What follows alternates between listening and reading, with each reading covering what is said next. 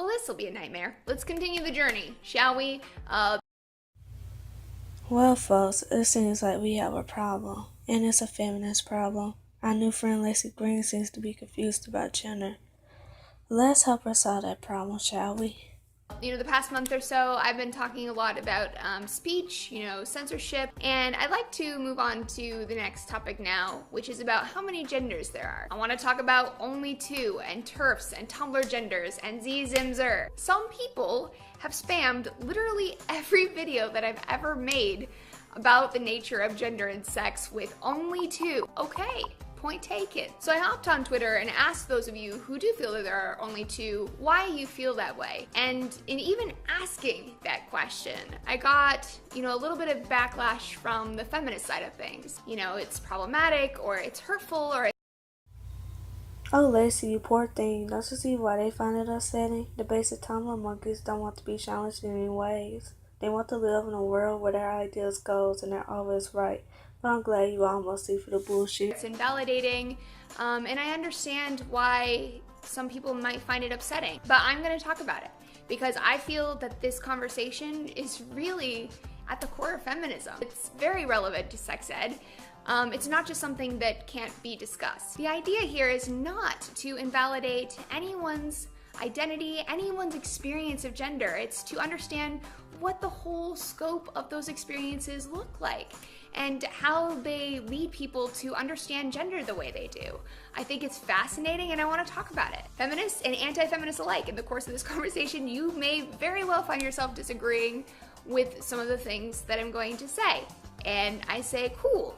Tell me why. I'm open to other perspectives. I'm open to changing my mind on this stuff. I have before, but I need strong arguments. I need arguments that are logically sound, that are not based on emotions, arguments that are backed by science and data wherever possible, with strong study designs. And would absolutely get off to responses that address what I actually said. Oh my God, Laci supports harassment. No. Oh my God, Laci hates men. No. Oh my God, Laci's a white supremacist now. Chris is the white supremacist, not me. Just a little low-key shade for you there. I see three political groups, three basic philosophies in this conversation about gender. Anti-feminists say there are two.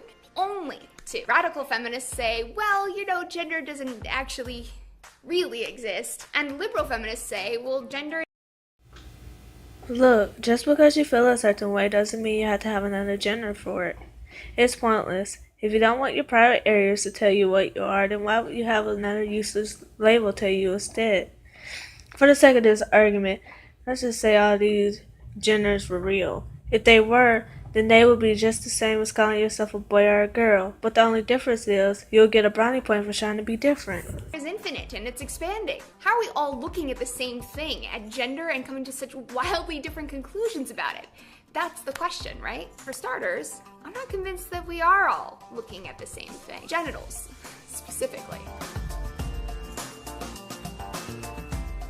This is a penis and this is a vulva. In biology class, or maybe porn, we all learned that genitals are a part of human sexuality, in large part because they help us to reproduce. It's the survival of the species, right? Life on Earth, wow, so beautiful. There are basically two sets of equipment that allow humans to reproduce. That is male and female, XY and XX. That is basically sex. Basically. A more comprehensive account of biological sex includes 4 traits. You've got chromosomes, hormones, primary sex characteristics, and secondary sex characteristics. And there's a little variation here, right? Low key. I mean, you got, females that are infertile, you've got males that have more boobage, all that kind of stuff. Then you also have, about 1 in 2,000 people are intersex. They have both male and female bits. And another part of the variation is trans folks, who will transition between male and female using hormones and surgery. What's notable about sex is that all mammals have one. The vast majority of mammals are either XX or XY, just like us. There are some animals that have traits from both. Just like us, there are animals that transition between sexes. But what's not just like us, what other animals don't have, in my book, is gender. Monkeys and tigers, they might be male or female, but they aren't men or women. Gender is the way that body sex is interpreted and understood in the world, in society. The American Psychological Association defines gender as the attitudes, feelings, and behaviors that a given culture associates with a person's biological sex. And this is the definition that is, widely used by experts. But when you look at the definition, it's kind of broad and subjective.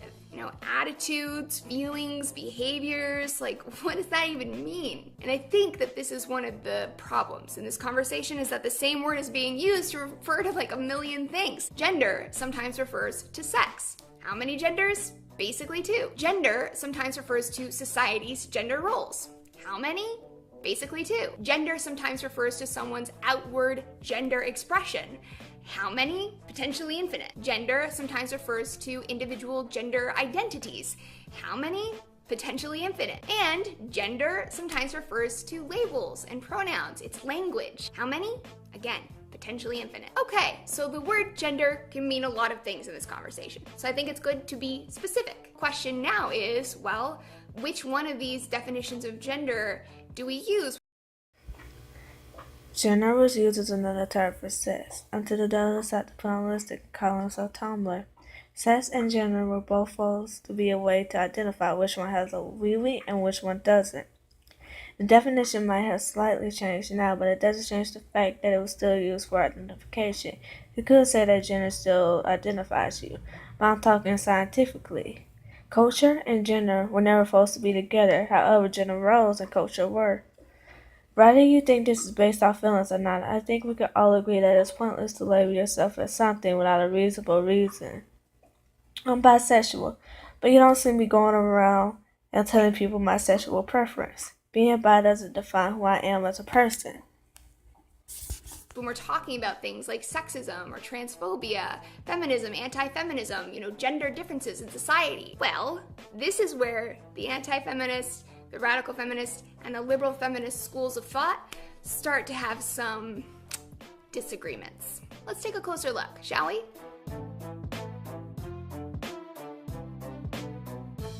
So I asked those of you who feel like there's only 2 genders to share why. And 53% of you told me there's only 2 genders because of biology. There's male, female, XY, XX, and it's not a complicated issue. This is fairly straightforward, and so on and so forth. Logically, let's walk through this. In its purest interpretation, gender equals biology implies that all of the differences that we see between men and women in society are ultimately the product of our bodies. We're slaves.